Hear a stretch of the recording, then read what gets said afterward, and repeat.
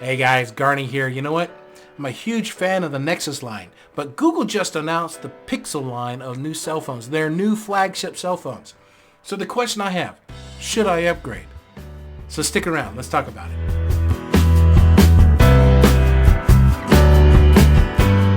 Hey guys, Garnie here. How you doing today? You know what? I was really excited about the announcement today from Google. Today, October 4th, 11 o'clock Central Time, Google announced, or the event started, and I was glued to my YouTube live streaming event, and I was watching with great anticipation to hear about the official announcement of the new Google Pixel phone. Now, of course, the Google Pixel phone is now, according to Google, their flagship product. It is going to be their top of the line gear for cell phones. So the question I was looking at was, okay, is there going to be great value? Because you know what? I've been a fan of the Nexus line since 2011. Because I started off with the Samsung Galaxy Nexus, and then from there I went to the Nexus 5. Then I departed for a little bit, went to the OnePlus One. Then I came back in 2015 when the Nexus 6P was first announced.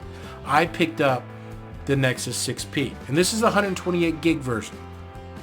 I've been in love with the Nexus line since my Galaxy Nexus line.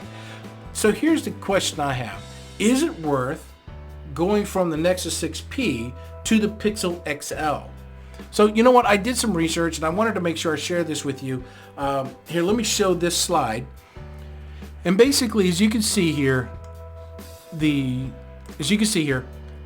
I have the Google Nexus, I have the Nexus 6P in the middle column and the Pixel XL on the right-hand side.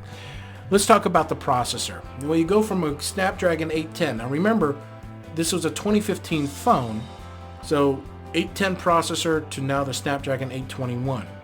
Okay, you get new technology as expected. You get one more gig of memory on the XL line or the Pixel line.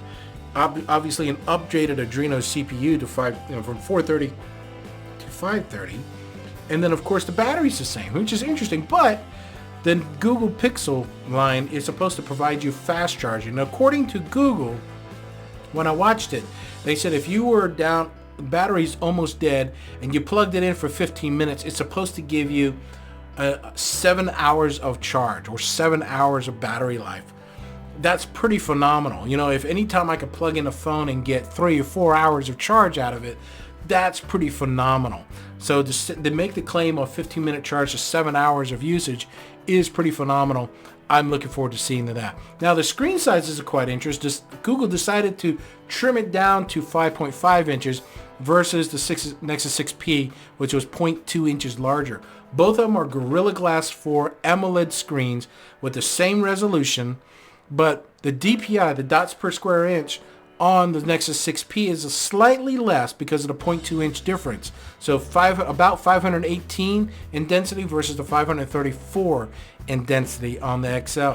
But both of them have 12.3 megapixel cameras with an aperture of 2.0 for cameras on the rear of the phones, and the front camera, both of them are 8 megapixel. But what's interesting about the Pixel line is that they had a third-party rating company rate, and I don't remember who it was, but they were saying that the Pixel line is now the most top-rated camera out of all cell phones in the market today. The highest rating you can get, one of the highest ratings that's out there in the industry, which is pretty phenomenal if you think about it. So let me talk through some of the other things that I learned about the Pixel line. First and foremost, let's start with the camera, because that's an important thing for me. Not just being highly rated, not just because it's the same thing as the Nexus 6P. The 6P has a great camera. A lot of my vlogs, a lot of my shots and things like that, you guys have seen it. If you haven't, I encourage you to take a look at some of our previous playlist items. But the 12.3 megapixel camera is great. But now with the XL line, the Pixel line, or not just the XL, but the Pixel line, you're supposed to have some great image stabilization. They said that the gyroscope is read 200 times per second to make sure that video is stable, which is phenomenal. The demonstration they had on screen where they had two cameras side by side, one without image stabilization and one with the Pixel XL with image stabilization. Huge difference. I mean, person walking down a hill, it was amazing. And they were talking about the gyroscope being read 200 times per second, which is phenomenal, so they can make sure that the image is stable. Here's another benefit with the XL line when it comes to pictures and video. You know, in the past, if you had a quota on if you had let's say 100 gigs of storage on Google Drive or Google Photos and things like that, if you uploaded raw images or raw video, videos and things like that up there, it would count against your storage capacity. Well, if you buy a Pixel line phone, either the 5-inch or the 5.5 inch, and you upload raw images or 4K video, you will not be hit with any quota whatsoever. Google says that they will give you unlimited storage for images and videos shot with a Pixel. Doesn't matter what resolution they are, which is pretty nice incentive if you think about that. Let's talk about the other features of the Pixel line that really stood out was the virtual reality. Daydream is the new platform that Google is making for their virtual reality world, and the Pixel line is supposed to be that platform to serve Daydream. In fact, that's the reason why the GPU has been beefed up. That's the reason why this phone has been engineered specifically for virtual reality. So that's probably for the extra gig of memory and things like that. And the key thing here is that the virtual goggles that are being sold separately to the Pixel phone, the new Google virtual reality Daydream goggles, they're supposed to communicate one-on-one with it. So they're supposed to recognize each other and all that good jazz. So that's good. That's virtual reality. So, and then of course, updates and supports on the phone meaning that in the past, if I was an update on my phone, I would actually have to wait for it to download and then reset my phone once it's downloaded and things like that.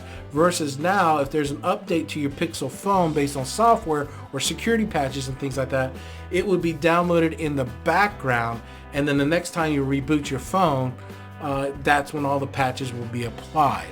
So basically, you don't have to interrupt your day at all when there's patches, which is kind of cool, but it's not the biggest thing. Here's what's really neat is that you can actually connect with support.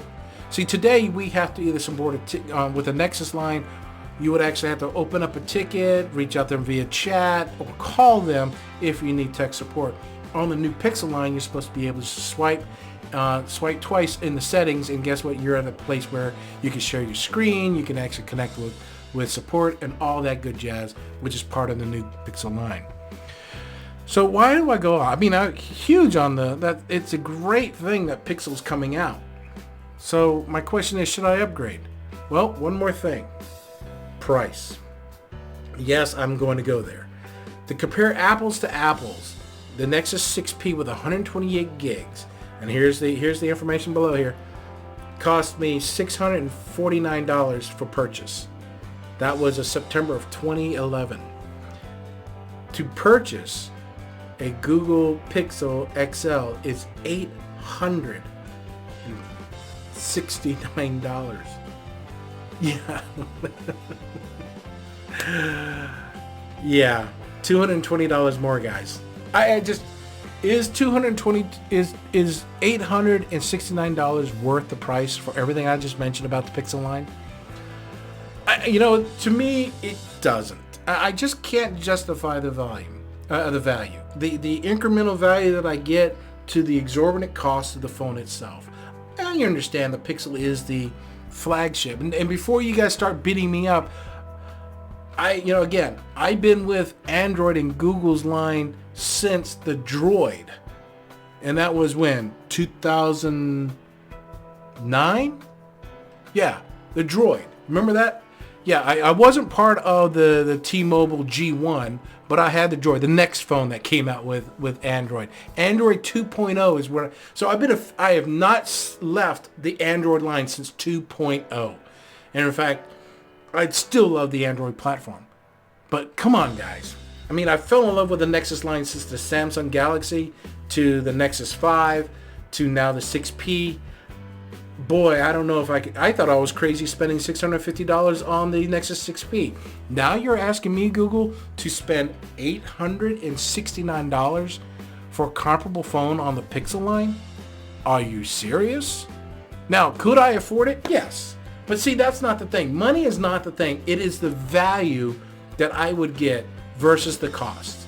I mean, that's all it boils down to. I just don't see the value of purchasing the Pixel phone. So, that's my question to you guys. What do you think? Have you thought about this? I mean, is there something, and help me learn. Let's talk about this. Hit the like or dislike button and leave a comment. Let me know what you think, because you know what?